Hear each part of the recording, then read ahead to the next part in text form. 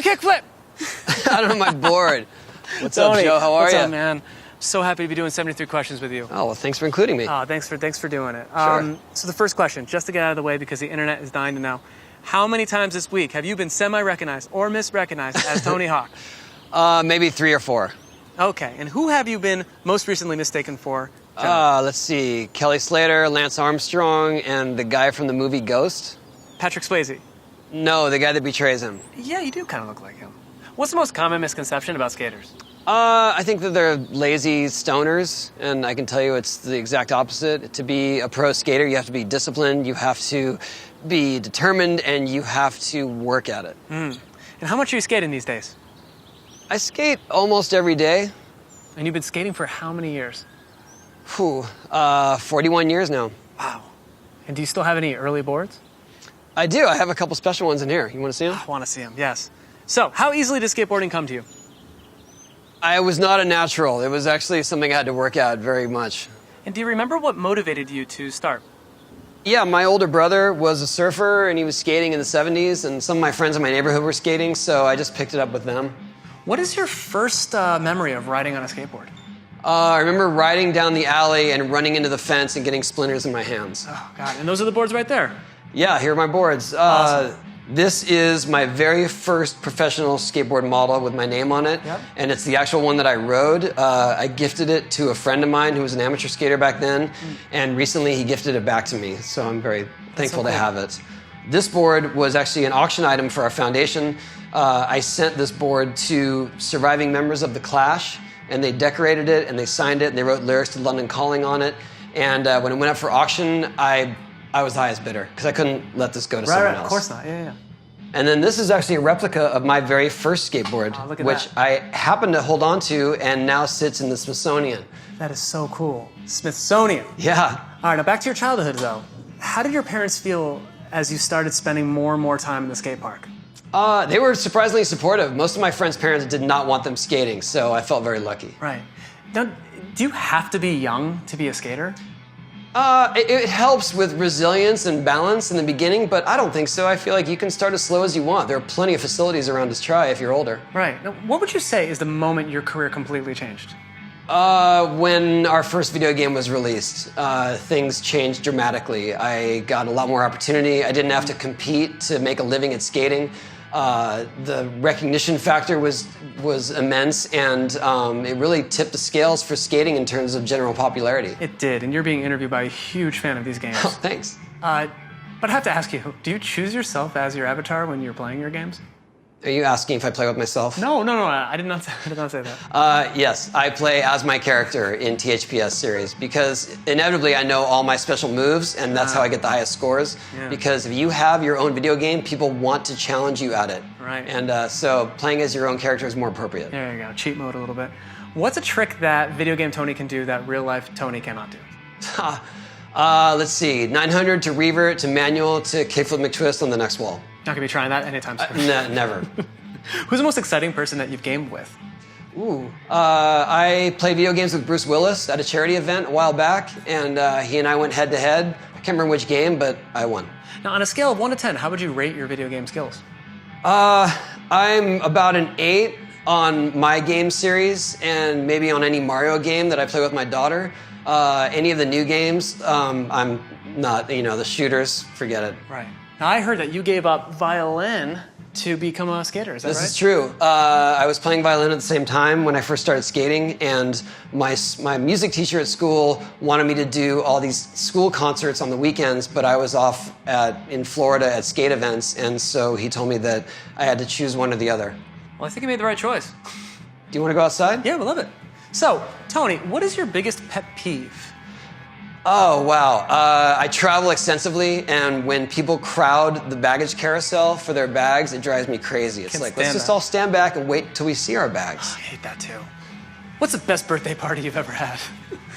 My 50th was a treat. My wife surprised me. We had Mark Mothersbaugh sang happy birthday to me on stage. Nice. John Doe and Exene from the band X played a few songs, and the band Pop Tone also played. Now, when you fly, do you check your boards or do you carry them on? I carry them on if possible, but there are a few key international airports where you cannot carry skateboards, including London Heathrow and Sydney, so I have to check them in, unfortunately. And who do we have here? Oh, here's my daughter. Hi. Hey. She also likes to spin. So, best skate park in the United States, what is it? Ooh. I really like the Linda Vista Skate Park here in San Diego. It's brand new and has a little bit of everything, and it's got a lot of variety in terrain. Right. And you're a training skater, is that correct? I am a transition skater, yes. What does that mean? It means my expertise is in ramps with a radius. Yeah. Because I grew up skating backyard pools, and that's what pools were. You know, there's emulate waves, and I just learned how to skate half pipes much better than anything else. Now, skate feels like its own language, obviously. You got laser flips, eggplants, bod varials, jealous husbands. It sounds so cool saying all these words, but where do all of these names come from? The general rule was if you created a trick, you get to name it, and anything goes. I mean, there's no rules in skateboarding, so we have some ridiculous names. All right, now, can you tell me something in skate language and see if I can decipher it? Oh, okay. The other day, I tried to do switch kickflip to frontside hurricane down a six stair and ended up landing dark side and credit carding on the bottom. Right, okay, so that means that you were rolling, you broke a bone, and then you found out you have a bad credit score, right? Yeah, not really broke a bone. Let's just say that my skateboard landed in the most uncomfortable place. Okay. What is the craziest thing that you've ever done on a skateboard? I jumped between two 7-story buildings in downtown Los Angeles for an MTV show. Tony. I'm still here. What's the hardest part of any trick? The hardest part of any trick is committing to the landing. There are all kinds of elements to a trick, and you can have all those pieces, but when the time comes, the moment of truth is if you're really going to make it. What tricks have you invented? A few. I'd say the most popular ones are Stalefish, Madonna, 720, Ollie 540, Kickflip McTwist. The ingenuity in this name design, I'm blown away. So, how long did it take you to train to land the 900? I tried 900s on and off for about 10 years before I finally made one. Incredible. And have you seen anyone land a 1080? I have. I've seen two people land 1080s. They're much younger than me, and they did it on a much bigger ramp, but it's very impressive. What's a trick that you're trying to master today? The most recent trick I've been trying is an alley-oop frontside lip slide into a backside Smith grind. I still have no idea what that means. I don't expect you to. Do you have any pre-competition superstitions? I don't really have superstitions. I have more of an OCD, the way that I put my gear on. It's always left first, but I've just been doing that since I was a kid, and why I stopped now. What's the most memorable injury that you've ever had? I broke my pelvis, fractured my skull, and broke my thumb all in one fell swoop. How do you talk yourself back onto the board after going through something like that? That was the hardest thing to come back from. A lot of things that I took for granted I would come back to were actually very daunting and scary to me. My balance changed. It took me about a year to really get back to where I was comfortable with all my tricks, and just little by little. What would you say is the biggest life lesson you've learned in skateboarding? Biggest life lesson is the value of perseverance. Just trying something over and over and keeping at it and not giving up. Wise words from Tony Hawk. Oh, sounds like we got some skating in the distance going on here. Those are my kids skating in the backyard. Naturally they would be. And that is a hawk on your gate. Is this a recurring theme to have hawks in your home? No, I don't have an abundance of them, but this is actually a silhouette of my first skateboard graphic, like that whiteboard that you saw in there. This is the only gate exclusive to it. That's really cool, very apropos. Thanks. What is also apropos is Birdhouse. So where did Birdhouse come from? Birdhouse is the skateboard company I started because I thought that my career as a pro skater was coming to an end, and I wanted to stay in the industry. I wanted to create my own brand and have my own team, and little did I know that was sort of the beginning of my second wave of a career in skating. Right. Now, when did you start the Tony Hawk Foundation? In 2002. And was it always just about skate parks? Mostly about skate parks, but also about empowering communities and youth to do something for themselves and to give them the resources and the funding to actually get parks built. Right. And it's the proudest work that I've done. It's so cool. How many skate parks have you opened? We've helped to fund over 900 facilities. Very inspiring. Now, when it comes to designing them, how much of a say do you get? I help in the design on some of them. I get all the designs across my desk, but I'd say in the last 10 years, they've really improved. I just try to mark them up and make sure that it caters to all skill levels and all styles. And you also recently designed a fashion line and launched it in Paris, right? Yes, I helped to design the Tony Hawk signature line. So cool. What's your favorite place to skate in Paris? The new Vans skate park that was built for the Vans Park series most recently. Now, how would you describe your personal style, Tony? I would say it's subdued, clean, relatively cool for a 51-year-old. And do you have a favorite shoe for skating? I do. My new Lakai Protos in the new colorway. Oh, not bad. Look at that. Now, with all the achievements and the endorsements you've received over the years, what's been the attitude toward you in the skate community? At first, there was a pretty heavy backlash for having sponsors that were non-endemic, more corporate. But nowadays, I think that people know I have the best interests of skating at heart and that I keep skating's integrity at the priority. Even with the young generation, having sponsors that aren't skate companies is very commonplace now. If you could redo any moment in your career, what would it be? Wow. If I could redo any moment, it would be not doing a loop in a full gorilla suit. I remember that one. Now, knowing what you know now, what's something that you would go back and tell 14-year-old Tony? I would say you're not going to believe what you're in for, and if anyone asks you to do a loop in a gorilla suit, please decline. Now, your early signature hairstyles were copied by so many skaters. How did you land on those hairstyles? Really, my friend Kevin Staub and I were just trying to grow our bangs out, and I just kept sort of trimming up the rest of my hair until I had a pretty big flop, and then that became known as the flop. In fact, some barbers were offering Tony Hawk haircuts in their signs outside. Yeah, I'm pretty familiar with the flop. This is it right here, right? Yeah, this is prime flop days right there. Look at in that. fact, it was so, I guess, iconic that Thrasher magazine dubbed it the McSqueeb. Are you going to go back to that?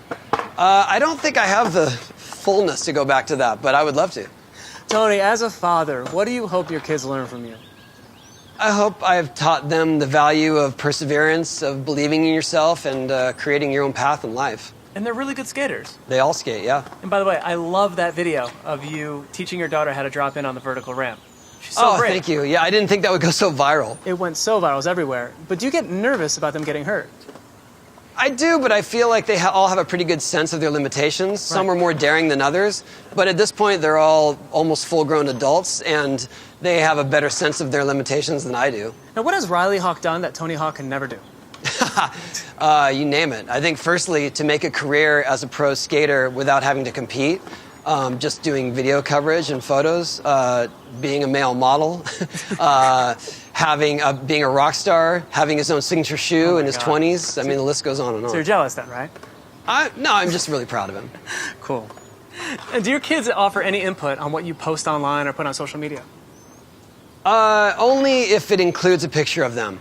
Then I will run it by them and get their approval. So, Tony, San Diego, how long have you been living in this beautiful, beautiful city for? My whole life. And besides San Diego, where else would you call home?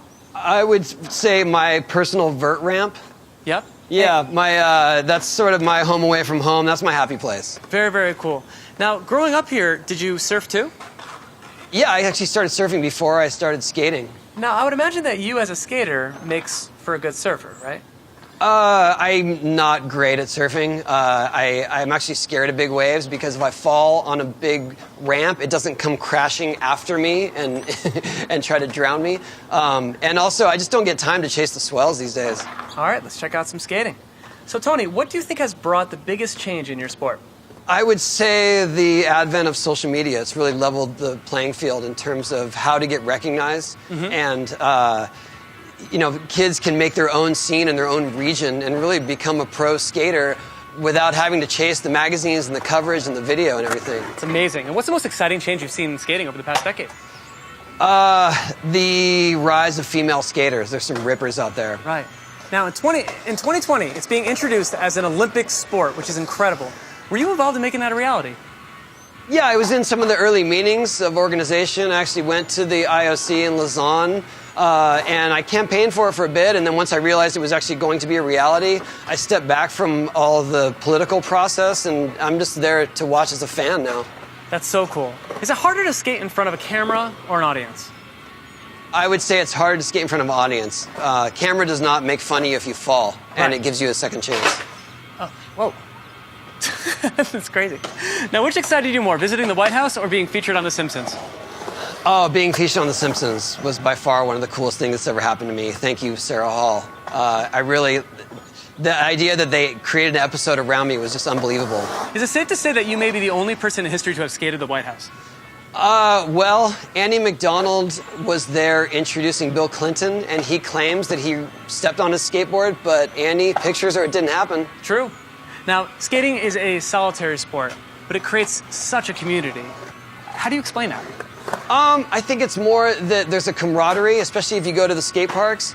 People really love to see each other pushing their limits and overcoming their fears. And as much as it is an individual pursuit, there's so much teamwork, and it's really more like a party. And what is your relationship with the Bones Brigade like right now? I still keep in touch with the Bones Brigade.